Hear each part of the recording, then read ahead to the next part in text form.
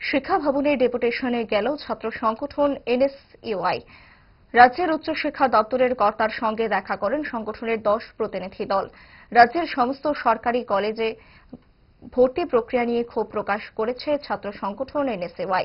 সংগঠনের বক্তব্য, রাজ্যের ছাত্রদের উচ্চশিক্ষার সুযোগ থেকে বঞ্চিত করার চেষ্টা চলছে।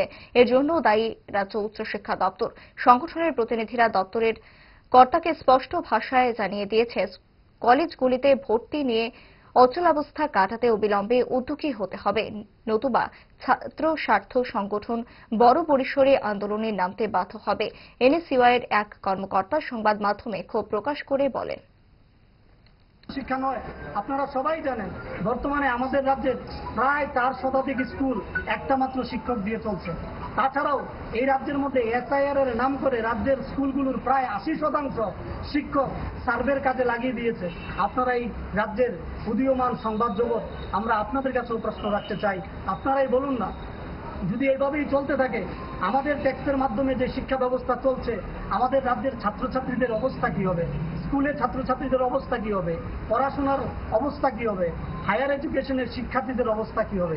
তারই একটা সুষ্ঠু সমাধানের জন্য আজকে আমরা আমাদের দাবি নিয়ে, আমরা মূলত যে দাবি করেছি হায়ার এডুকেশন ডাইরেক্টরের কাছে, সেই দাবি নিয়ে আমরা এসেছি। আমাদের মূলত দাবি একটাই, একটা সুষ্ঠু নির্দেশিকা জারি করতে হবে, যার মধ্য দিয়ে রাজ্যের 8,000 ছাত্রছাত্রী তাদের উচ্চশিক্ষা গ্রহণ করতে পারবে এবং পূর্বের নিয়মের মধ্যে এমন কোনো পরিবর্তন, নতুন নিয়ম সংযোজন করা যাবে না যার ফলে একটা ছাত্রছাত্রী উচ্চশিক্ষা থেকে বঞ্চিত হয়।